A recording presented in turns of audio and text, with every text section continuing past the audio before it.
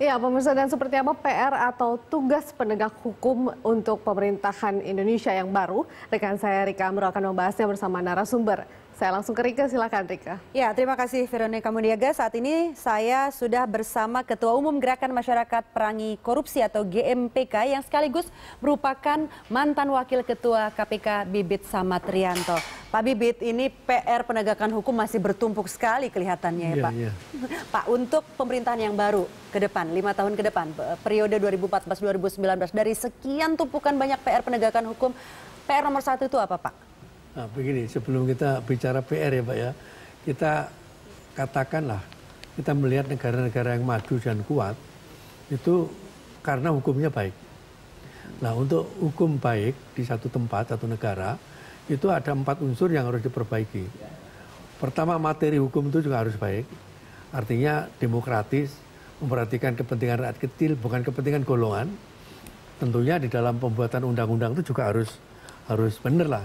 Kemudian tidak multitafsir.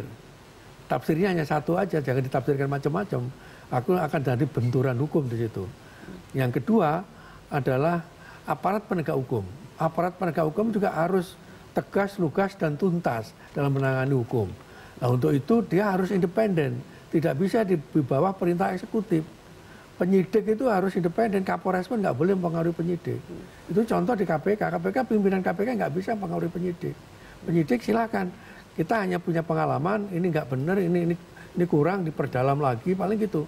Tapi kita tidak bisa mempengaruhi dia supaya ini jangan ditangani dan sebagainya.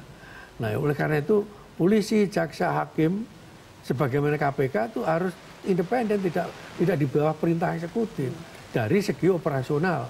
Kalau dari segi pembinaan tentunya lewat prosedur itu kan. Ya, tapi kan Pak Bibit itu kan secara teori, Anda katakan tadi tidak tunduk penyidik di bawah pimpinan, kalau KPK di bawah pimpinan komisioner, kalau kemudian polisi di bawah pimpinannya gitu atau atasannya. Tapi kan secara struktural terikat Pak. Mau tidak mau kan biasanya orang kita itu masih banyak pakewuhnya.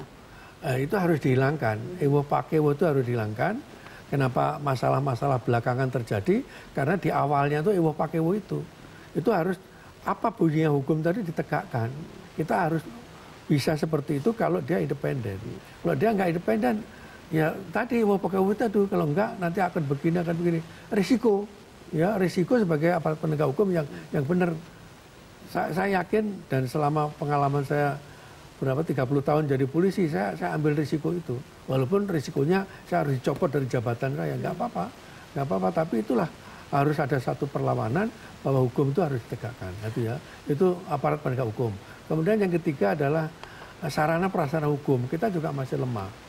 Yang keempat adalah budaya taat pada hukum. Ini juga masih lemah. 4 ini harus didandani secara serentak. Secara serentak berarti PR ya. Ini PR 4-4-nya tidak bisa satu persatu begitu ya, harus paralel begitu. Ya, Pak, tadi kalau kita lihat di tayangan sebelumnya itu kan ada cuplikan mengenai apa yang disebutkan oleh Cawapres Hatta Rajasa dan Cawapres Yusuf Kala. Kalau Pak Hatta itu menekankan soal penghapusan diskriminasi. Kalau Yusuf Kala mengenai ketauladanan pemimpin. Nah, kalau mencuplik dari pernyataan Pak Hatta, ada penghapusan diskriminasi. Apakah memang masih seperti itu sekarang? Diskriminasi itu terjadi karena ketidakketegasan dan tidak independennya penegak hukum. Artinya sekarang masih terjadi? Terjadi. Masih banyak kan? Masih. Misalnya? Orang yang melawan itu, yang melawan apa?